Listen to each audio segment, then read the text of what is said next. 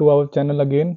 आज हम फिर से डिस्कस करेंगे जेटपैक कंपोज इंटरव्यू क्वेश्चंस को, जिसमें हम आज पार्ट 2 देखने वाले हैं।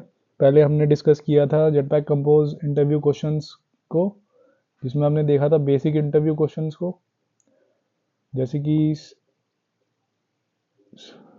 क्या क्या क्वेश्चंस पूछे जाएंगे स्टेट मैनेजमेंट से रिलेटेड, लेआउट से रिलेटेड, टेस्टिंग से रिलेटेड, और स्टेट मैनेजमेंट पे हमने लास्ट टाइम लेआउट किया था, स्टेट मैनेजमेंट किया था और एडवांस टॉपिक्स किए थे।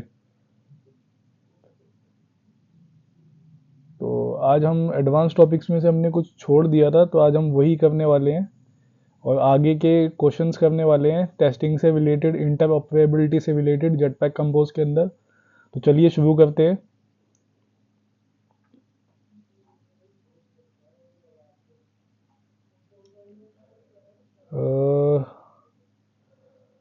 सबसे पहले जो आपका 16th क्वेश्चन है वो ये है कि how does Jetpack Compose handle recomposition and what triggers it. तो basically recomposition occurs when the state changes and compose withdraws only affected components। तो जेटपैक कंपोज में रीकम्पोजिशन कैसे होता है ये हम ऑलरेडी जो है वो डिस्कस कर चुके हैं पिछली सीरीज में, इससे पिछली वाली वीडियो में हम डिस्कस कर चुके हैं। अगर आपको कोई डाउट है तो आप कमेंट्स में लिख सकते हैं। What is side effect 18th question पे हमने छोड़ा था, and how is it used in compose. Side effect जो है वो क्या होता है जेटपैक कंपोज में और इसका इस्तेमाल कैसे किया जाता है, how is it used in compose. तो बेसिकली साइड इफेक्ट उन चीज़ों के लिए यूज़ किया जाता है जो कि नॉन सस्पेंडिंग एक्शंस होते हैं रीकम्पोजिशन के दौरान। रीकम्पोजिशन क्या होता है? रीकम्पोजिशन होता है जब जब भी आपका जो क्या कहते हैं, आपका जो कंपोजिबल मेथड है वो जब दोबारा कॉल होता है, जब आप कंट्रोल एस प्रेस करते हैं जेटपैक कंपोज की किसी भी डिज़ाइन में, अपना नया उसमें कुछ भी अपडेट करके, तो वहाँ पे एक हमेशा ही क्या कहते हैं रीकम्पोजिशन टेक्स प्लेस होता है। यानी कि वो जो आपका मेथड है वो वहाँ पे दोबारा से कॉल होता है, जो कह सकते हैं एक तरीके से जो जेटपैक कंपोज का कंपोजिबल मेथड है वो दोबारा से कॉल होता है, उसी को हम रीकम्पोजिशन कहते हैं। और जो साइड इफेक्ट है वो इसी तरीके के नॉन सस्पेंडिंग एक्शंस में काम आता है, क्योंकि ये जो एक्शंस होते हैं वो कभी भी हो सकते हैं। जैसे कि रीकम्पोजिशन आप कंट्रोल एस करके कभी भी अपने जो यूआई है उसको सेव कर सकते हैं। तो इस तरीके के एक्शंस के लिए हम साइड इफेक्ट का यूज़ करते हैं जेटपैक कंपोज में। अब ये सिंक्रोनाइज करता है एक्सटर्नल स्टेट को, यानी जो भी अपडेटेड स्टेट होती है उसको आपकी करंट स्टेट से अपडेट करता है जेटपैक कंपोज के अंदर। एंड व्हाट इज बेसिकली यहाँ पे हम डिस्कस कर रहे हैं what is side effect and how it is used in Compose. अगला जो हमारा क्वेश्चन है, what is remember coroutine scope. Remember coroutine scope क्या होता है and why is it important. Remember coroutine scope जो होता है वो हमें प्रोवाइड कराता है कोरूटीन का वो वाला स्कोप जो कि टाइड है composables lifecycle for launching coroutine safely. यानी ये हमें स्कोप प्रोवाइड कराता है, जो रिमेंबर कोरूटीन स्कोप कीवर्ड है, उस कोरूटीन का जो कि उसका किसी एक पर्टिकुलर कंपोजिबल की लाइफ साइकिल से रिलेटेड है। यानी कि मैंने लेट अस सपोज एक कंपोजिबल बनाया, जैसे यहाँ पे मैंने एक ग्रीटिंग्स नाम का कंपोजिबल बनाया है। अब इसकी लाइफ साइकिल से रिलेटेड जो भी डेटा है वो हमें प्रोवाइड कराने का काम कौन करता है? Remember coroutine scope. ठीक है, अगला हमारा 20th नंबर का जो इंटरव्यू क्वेश्चन है वो है how do you manage navigation between screen in Jetpack Compose. तो नेविगेशन कैसे मैनेज करेंगे? तो अगर आपको नेविगेशन के बारे में डिटेल में जानना है तो हमने ऑलरेडी इस प्लेलिस्ट में नेविगेशन के बारे में वीडियो बना रखी है, वहाँ पे आप जाके चेकआउट कर सकते हैं। तो इसके बेसिकली कुछ मेजर कंपोनेंट्स होते हैं, उस वीडियो में मैंने डिटेल में डिस्क्राइब किया हुआ है कि इसके क्या क्या कंपोनेंट्स होते हैं। नेविगेशन में जो सबसे मेन कंपोनेंट होता है वो नेव होस्ट और नेव कंट्रोलर होते हैं। तो नेव होस्ट तो बेसिकली एक ऐसा कंटेनर होता है। नेव होस्ट जो होता है पूरे के पूरे नेविगेशन कंपोनेंट का सबसे मेन कंपोनेंट होता है और एक कंटेनर की तरह काम करता है, जिसके अंदर हम कंट्रोलर और बाकी चीज़ों को डिफाइन करते हैं। तो क्वेश्चन आपसे ये पूछा जाएगा कि how do you manage navigation between screens in Jetpack compose. आपको सीधा बता देना है नेविगेशन का इस्तेमाल करके, जिसमें कि दो कंपोनेंट मेन होते हैं, नेविगेशन होस्ट और नेविगेशन कंट्रोलर। और अगर इसके बारे में आप कुछ ज़्यादा बताना चाहते हैं तो आप हमारी वीडियो को चेकआउट कर सकते हैं, नेविगेशन इन जेटपैक कंपोज, इसी प्लेलिस्ट में आपको मिल जाएगी। अगला है styling and theming. How do you define and apply themes in Jetpack Compose. तो थीम वगैरह हम कैसे डिफाइन करते हैं, क्योंकि जो एंड्रॉयड था हमारा, जो पुराना जो हम तरीका था एक्सएमएल में थीम को डिफाइन करने का, उसमें हम क्या करते थे कि उसमें हम थीम की अलग से फाइलें बनाते हैं और उसमें वहाँ पे थीम को डिफाइन करते हैं एक्सएमएल में और उसको फिर हम कॉल कराते हैं। बट यहाँ पे हम जो है ये हमारा डिक्लेरेटिव अप्रोच फॉलो करते हैं। यहाँ पे हम कोटलिन जो है, कोटलिन की हेल्प से हम इसको डिफाइन करते हैं। जैसे मैंने यहाँ पे एक कोटलिन का कोड लिखा हुआ है, इसमें मैंने मटेरियल थीम नाम का टैग लिया है, जिसमें मैंने कलर्स जो भी है अपने लाइट कलर्स नाम का कलर असाइन किया है। टाइपोग्राफी मैंने यहाँ पे कोई एक टाइपोग्राफी डिसाइड करी हुई है, और शेप्स में शेप्स नाम का वेरिएबल वैल्यू पास करी है वेरिएबल में। और यहाँ मैंने लास्ट में कंटेंट नाम का कंपोजिबल जो है इसकी वैल्यू में पास ऑन कर दिया है। तो कुछ इस तरीके से थीम को डिफाइन करते हैं। अगर आपको डिटेल में थीम पे कैसे डिफाइन करते हैं जेटपैक कंपोज में, कस्टम थीम्स कैसे डिफाइन करते हैं, अगर आपको इसके बारे में वीडियो चाहिए तो आप हमारे कमेंट सेक्शन में अपनी रिक्वायरमेंट को लिख सकते हैं, हम ज़रूर आपके कमेंट्स का रिप्लाई देंगे। अगला जो हमारा क्वेश्चन है वो है what is material theme and how do you customise it. तो मटेरियल थीम क्या होती है। मटेरियल थीम बेसिकली एक थीम मैनेजर होता है, जिसमें हमारा कलर्स आते हैं, सारे के सारे कलर्स को मैनेज किया गया है, ठीक है। और सारी की सारी टाइपोग्राफी को, अलग अलग टाइप के फॉन्ट्स को और फॉन्ट्स के साइजेस को एक मैनेज किया गया है, नेमिंग की गई है और क्लासिफिकेशन किया गया है। तो इसकी एक कंबाइंड लाइब्रेरी बनाई गई है, जिसको हम मटेरियल थीम लाइब्रेरी भी बोलते हैं, या फिर शॉर्ट फॉर्म में मटेरियल थीम भी बोल सकते हैं, और जिसका हम यूज़ भी कर सकते हैं अपने प्रोजेक्ट्स के अंदर। और जैसे हम एंड्रॉयड में करते थे मटेरियल 3 का यूज़, वैसे ही हम यहाँ पे भी मटेरियल थीम का यूज़ कर सकते हैं। हाउ कैन यू इम्प्लीमेंट, हमारा अगला जो क्वेश्चन है, अ dark theme in Jetpack compose. Dark theme को हम कैसे इम्प्लीमेंट करेंगे जेटपैक कंपोज में।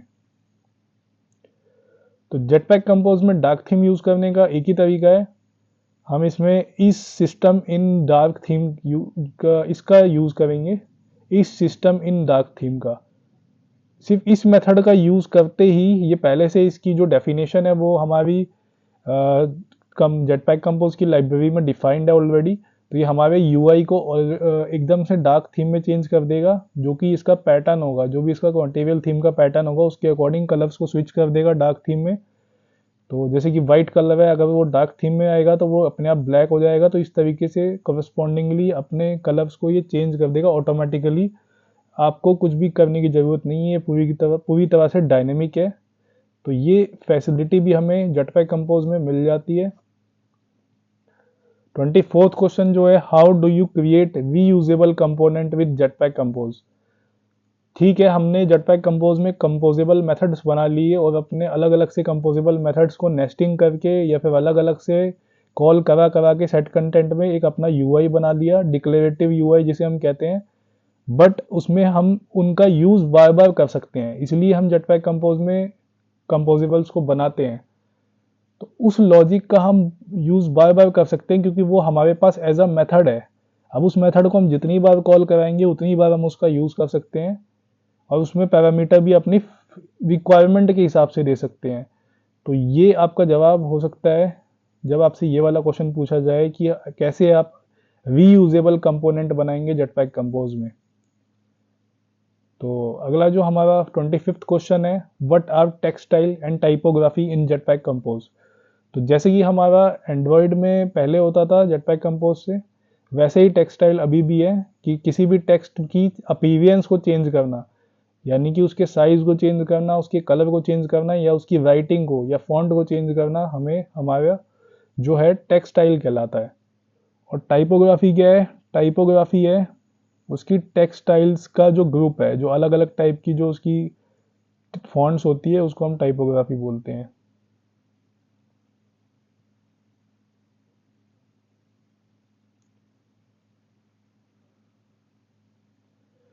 नेक्स्ट है testing. How do you write UI test for Jetpack compose?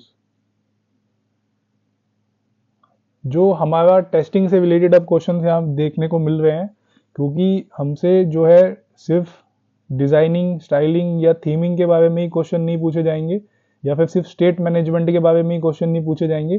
Testing भी एंड्रॉयड ऐप डेवलपमेंट का एक मेन पार्ट है, तो टेस्टिंग से भी क्वेश्चन पूछे जा सकते हैं। क्योंकि जब आप जेटपैक कंपोज को अडॉप्ट करते हैं तो उसमें टेस्टिंग जो कोड है वो हमारा कोटलिन में लिखा जाता है, और कोटलिन एक जो है जनरल पर्पस प्रोग्रामिंग लैंग्वेज है जावा की तरह। तो उसमें भी जैसे जावा में हम जे यूनिट से टेस्टिंग करते हैं, तो कोटलिन में भी टेस्टिंग की ज़रूरत पड़ती है, चाहे वो आपका डिज़ाइनिंग पार्ट ही कोटलिन में क्यों ना लिखा गया हो। तो इस तरीके से यहाँ पे यूज़ कंपोज टेस्ट रूल का यूज़ किया जाता है। Assertions with on node with text, on node with tag, इस तरीके के जो हमारे कीवर्ड्स हैं इनका इस्तेमाल किया जाता है टेस्टिंग करने के लिए और असर्शंस बनाने के लिए। तो अगर आपको इसके बारे में भी डिटेल में वीडियो चाहिए टेस्टिंग के बारे में, तो आप कमेंट सेक्शन में राइट डाउन कर सकते हैं। तो फिलहाल के लिए आप ये आंसर बता सकते हैं अगर टेस्टिंग कैसे करनी है उसके बारे में। What is Compose test rule and how is it used in testing? तो कंपोज टेस्ट रूल के बारे में ही यहाँ पे डिटेल में क्वेश्चन पूछ लिया जाएगा, तो आप क्या बताएंगे? A rule for setting up and tearing down compose test. Use it to load composables for testing. तो किसी कंपोजिबल को छोटे छोटे पार्ट्स में या कंपोज टेस्ट में डिस्ट्रीब्यूट करना ही क्या है, कंपोज टेस्ट रूल कहलाता है। ठीक है, अगला क्वेश्चन है how can you verify the state of a composable in a test? तो कैसे आप वेरीफाई करेंगे किसी कंपोजिबल की स्टेट को? use semantic properties like assert text equals assert is displayed to verify UI state.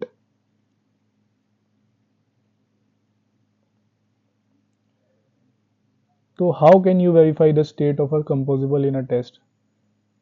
तो इन प्रॉपर्टीज़ का इस्तेमाल करके हम वेरीफाई कर सकते हैं कि किसी उसमें क्या कहते हैं, किसी कंपोजिबल की स्टेट को, जो है assert text equals पहला और assert is text displayed दूसरा। तो टेक्स्ट इक्वल्स क्या काम करता है? टेक्स्ट इक्वल्स जो है वो चेक करता है कि ये जो टेक्स्ट है वो इक्वल है या नहीं है, उसकी वैल्यू को चेक करता है।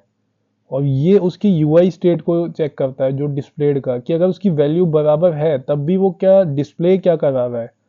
अगर डिस्प्ले सही कर रहा है तो हमारी जो है वो टेस्टिंग कंप्लीट हो जाती है कि वैल्यू जो एक्चुअल वैल्यू है वो जो डिस्प्लेड वैल्यू के बराबर है, तब हमारा जो है वो यूआई की स्टेट जो है वो वेरीफाई हो जाती है कि यूआई जो है वो अपनी करंट स्टेट जो अपडेटेड स्टेट पे है, यानी कि जो उसकी वैल्यू चेंज होने के बाद भी उसको करेक्टली ऑब्जर्व कर लिया गया है और उसकी वैल्यू को यूआई पे अपडेट करा दिया गया है।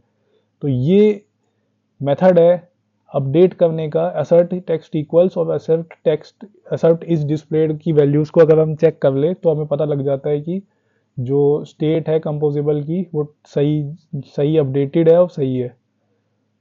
29th क्वेश्चन है what is the purpose of semantics in Jetpack compose testing? Semantics का क्या पर्पस है?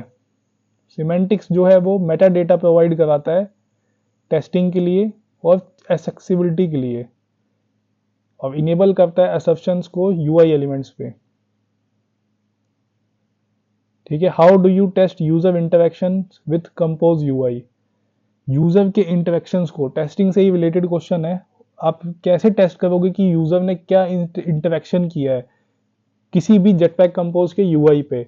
यानी कि कोई कंपोजेबल अगर बना दिया गया है तो उस पे अगर आपका जो इंटरेक्शन है कि यूज़र क्या कर रहा है क्या नहीं कर रहा है उसके यूआई पे। जैसे कि आपने एक डिज़ाइन बना दिया, तो इसको आप चेक करने के लिए हमारे पास दो मेथड है। पहला है परफॉर्म क्लिक। परफॉर्म क्लिक मतलब यूज़र ने कहाँ पे क्लिक किया है उससे आप पता लगा सकते हैं। ये जो मेथड है, मेथड या आप इसको टेस्ट एक्शंस भी बोल सकते हैं, कि जब परफॉर्म क्लिक करेगा तब पता चल जाएगा। और परफॉर्म टेक्स्ट इनपुट तब भी पता लग जाएगा कि क्या कहते हैं, यानी कि यूज़र या तो इनपुट देगा या फिर क्लिक करेगा। कोई भी यूआई एलिमेंट हो, जैसे कि अगर आपका टेक्स्ट फील्ड है और या फिर आपका वीडियो बटन है या फिर आपका कैलेंडर है, वहाँ पे यूज़र या तो क्लिक करेगा या फिर आपका इनपुट देगा। तो अगर इन दोनों में से कोई भी एक्शन परफॉर्म होता है तब हम यूज़र के इंटरेक्शन को डिटेक्ट कर सकते हैं यूआई के साथ, कंपोज यूआई के साथ। तो ये कुछ थे हमारे टेस्टिंग के क्वेश्चंस जेटपैक कंपोज से रिलेटेड। बट हमारे पास इंटरऑपरेबिलिटी से रिलेटेड भी क्वेश्चंस आ सकते हैं। तो इंटरऑपरेबिलिटी नाम से ही पता चलता है कि आपके पास पुराने कोड तो पड़े ही होंगे जिसमें आपने एक्सएमएल में डिज़ाइन बनाया था और कोटलिन में जो है आपने उसका लॉजिक लिखा था। बट अब आप उसमें अब आप जेटपैक कंपोज का इस्तेमाल करना चाहते हो, दोनों को मिक्स करके यूज़ करना चाहते हो, तो उसी को कहते हैं हम इंटरऑपरेबिलिटी। यानी आपस में ये दोनों एक्सएमएल और नया जो मेथड है जेटपैक कंपोज, ये आपस में यूज़ कर सकते हैं या नहीं कर सकते। तो जवाब है कि हम इसको आपस में यूज़ कर सकते हैं।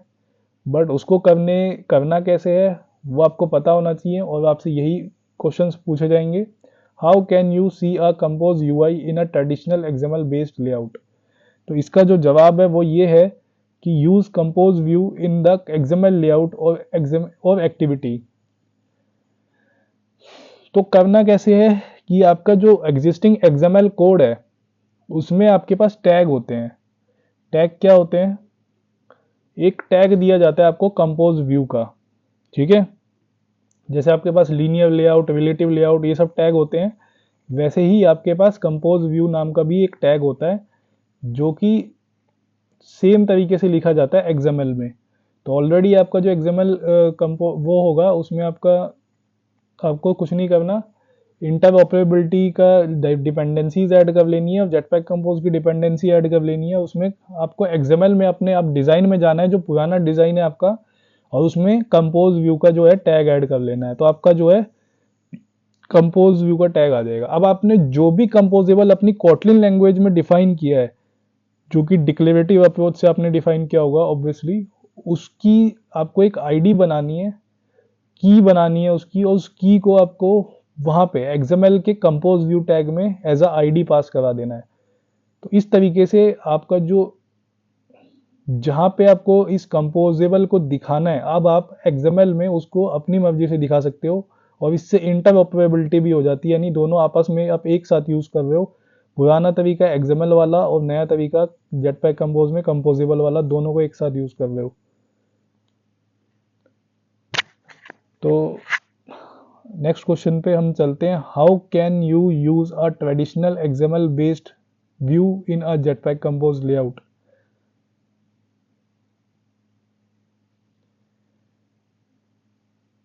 तो ट्रेडिशनल व्यू मैंने आपको पहले से बता दिया है कि ये कुछ रिवर्स क्वेश्चन है। कि पहला जो क्वेश्चन था वो ये था कि आपको एक्सएमएल के अंदर कंपोज को कैसे दिखाना है। अब ये है कि आपको कंपोज के अंदर एक्सएमएल को कैसे दिखाना है। तो यहाँ पे आप एंड्रॉयड व्यू का इस्तेमाल करके अपने कंपोज के अंदर एक्सएमएल बेस्ड लेआउट को दिखा सकते हैं। और what are Compose view and Android view and how are they different.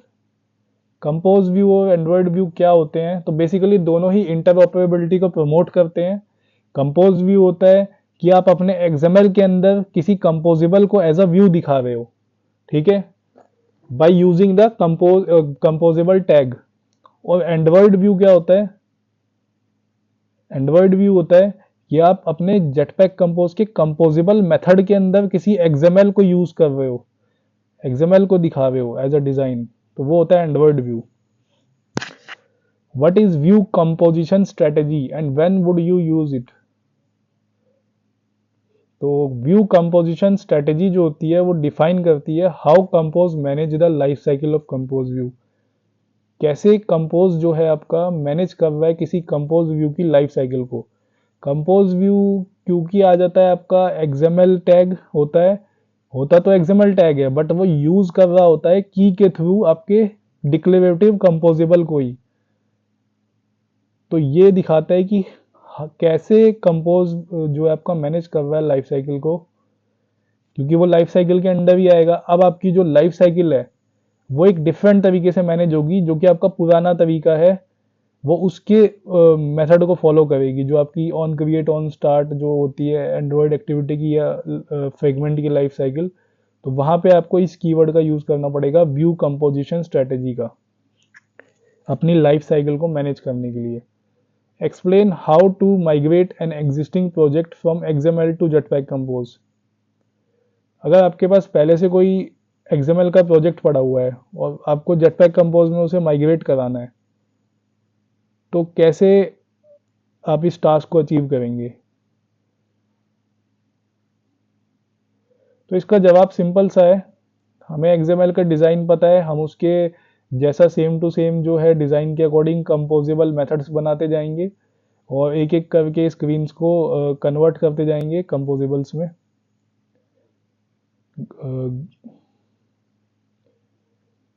जो लास्ट जो हमारा टॉपिक आता है वो है कि परफॉर्मेंस और ऑप्टिमाइजेशन पे क्वेश्चंस बहुत पूछे जाते हैं जेटपैक कंपोज में। तो how does Jetpack Compose optimise performance with recomposition. क्योंकि दिक्कत क्या आती है कि आपने XML से इसमें तो शिफ्ट हो गए आप जेटपैक कंपोज में नए अप्रोच में, डिक्लेरेटिव UI कंपोजेबल इन सब में, बट आपका जो XML है वो आपका एक ही बार जो है वो पूरा का पूरा एक साथ बिल्ड होता था।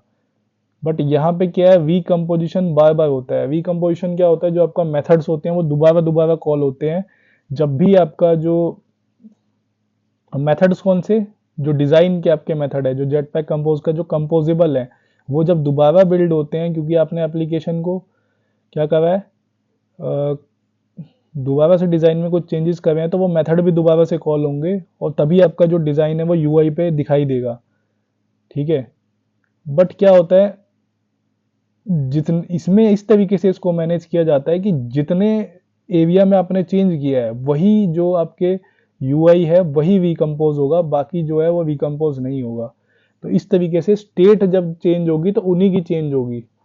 तो यहाँ पे आपकी परफॉर्मेंस ऑप्टिमाइज हो जाती है और आपका जो रिसोर्स है जैसे कि प्रोसेसिंग पावर और जो आपकी मेमोरी है वो बच जाती है। What is key in Compose and how does it help.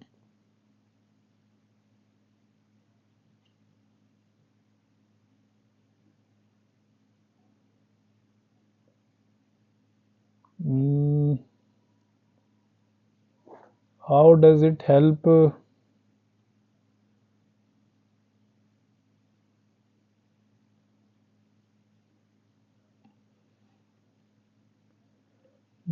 What is key? तो यहाँ पे वही पूछा गया है कि की क्या होती है कंपोज में। तो की बेसिकली जैसे कि हमारे एंड्रॉयड में XML में ID होती थी, वैसे ही यहाँ पे की होती है। और की क्या करती है, किसी या तो लिस्ट ऑफ आइटम्स, जैसे कि हमारी जो लेजी कॉलम है जो जेटपैक कंपोज का एक जो वो है क्या कहते हैं UI एलिमेंट है, लेजी कॉलम, जिसका हम एज अ रिसाइकलर व्यू भी यूज़ करते हैं। अगर आपको इसके बारे में नहीं पता तो आप हमारी प्लेलिस्ट में जा सकते हैं, वहाँ पे आपको इसके रिलेटेड वीडियो मिल जाएगी। Avoid recomposition issue. तो की में क्या होता है कि आप एक एक एलिमेंट को, सारे एलिमेंट को एक साथ अपडेट ना करके उस की को, पर्टिकुलर की से रिलेटेड की को अगर आप की वैल्यू को पास कर दोगे तो आपको पर्टिकुलर अगर किसी एक लिस्ट में से किसी गिने चुने आइटम्स को ही अपडेट कराना है तो आप उसके हिसाब से भी की के हिसाब से आप उसको रिकम्पोजिशन करा सकते हो। और सारे मान लो 1000 एलिमेंट है, उसमें से सिर्फ 4 एलिमेंट को ही, आइटम को ही अपडेट कराना है तो सिर्फ उतने को ही आप अपडेट करा सकते हो। तो इसलिए की जो है इंपॉर्टेंस बहुत ज़्यादा है परफॉर्मेंस ऑप्टिमाइजेशन में जेटपैक कंपोज के अंदर। How do you profile and debug jetpack compose applications. Profile और डीबग कैसे करोगे। प्रोफाइल तो पहली बात होता है कि आपका कैसे आपका यूआई जो बन रहा है, क्योंकि jetpack compose is all about the design, और डिज़ाइन को ही हमने डिक्लेरेटिव अप्रोच में, जब हम कोटलिन लैंग्वेज में, प्रोग्रामिंग लैंग्वेज में जब हम डिज़ाइन को करते हैं, तो उसी को हमें देखना भी होता है कि उसका यूआई कहाँ जा रहा है, क्या उसका ओवरफ्लो हो रहा है, या फिर उसका जो डिज़ाइन है उसमें कुछ फ्लॉज है या नहीं है। तो उसी को हम कहते हैं प्रोफाइलिंग। और डिबगिंग मतलब चेक करना कुछ टूल्स की हेल्प से, उसमें से एरर्स वगैरह हटाना और उसको एनालाइज करना उसके डिज़ाइन को और उसके रीकम्पोजिशन को भी, क्योंकि वो किस तरीके से दोबारा दोबारा उसका मेथड जो डिज़ाइन का कॉल हो रहा है, कितनी बार कॉल हो रहा है, उसको कैसे हम मिनिमाइज करें ताकि परफॉर्मेंस को ऑप्टिमाइज कर सके और यूआई जो है वो हमारा फास्ट रेंडर करे, ये सब ऑप्टिमाइज करना भी बहुत ज़रूरी है। Explain the role of snapshot in Compose state management. Snapshot का क्या रोल है स्टेट मैनेजमेंट में। तो स्नैपशॉट का जो रोल है वो है basically thread safe state observation, यानी कि ये आपका बिना आपके मेन थ्रेड पे लोड डाले, जो कि आपका यूआई थ्रेड होता है, फिर भी ये जो है वो स्टेट को ऑब्जर्व कर सकता है और रीकम्पोजिशन को ट्रिगर कर सकता है किसी एक कंपोजेबल के या ग्रुप ऑफ कंपोजेबल के स्टेट ऑब्जर्वेशन को और रीकम्पोजिशन को एफिशिएंटली ट्रिगर कर सकता है बिना उसके मेन थ्रेड को हैम्पर करे। और लास्ट जो क्वेश्चन है आपका, what are some best practices to avoid unnecessary recomposition. क्योंकि बार बार अगर हम डिज़ाइन के मेथड्स को यानी कंपोजेबल्स को रिकम्पोज यानी रिकॉल कराते रहेंगे, तो उससे हमारी परफॉर्मेंस ऑटोमेटिकली डाउन हो जाएगी। तो इसलिए हमें रिमेंबर कीवर्ड्स का यूज़ करना पड़ता है। जो ऑपरेशंस हमारे लिए बहुत ज़रूरी हैं परफॉर्म करना जेटपैक कंपोज के डिज़ाइन में, उनमें हम क्या करते हैं कि रिमेंबर कीवर्ड का यूज़ कर लेते हैं, जिससे कि हमारा जो एज अ कैशिंग वर्क करता है, यानी वो स्टोर करके रख लेता है और बार बार जो है वो सेम चीज़ को बार बार कॉल नहीं कराता। और पासिंग इम्यूटेबल ऑब्जेक्ट्स, जहाँ पे ज़रूरत नहीं है वेरिएबल कंपोनेंट्स की, वहाँ पे इम्यूटेबल यानी कि जिनकी वैल्यू को नहीं चेंज किया जा सकता, वहाँ पे कांस्टेंट लगा देना या इस तरीके की चीज़ें लगा देना जिससे उन पे कोई फ़र्क ना पड़े। और स्टेट होस्टिंग को भी कम से कम रखना। तो ये सब कुछ अब क्वेश्चंस हैं जो पूछे जाते हैं जेटपैक कंपोज से। तो अगर आपको इनमें कुछ डाउट्स है तो आप हमारे कमेंट सेक्शन में लिख सकते हैं, हम उनके जवाब ज़रूर देंगे। Please subscribe our channel and like the video. Thanks for watching the video.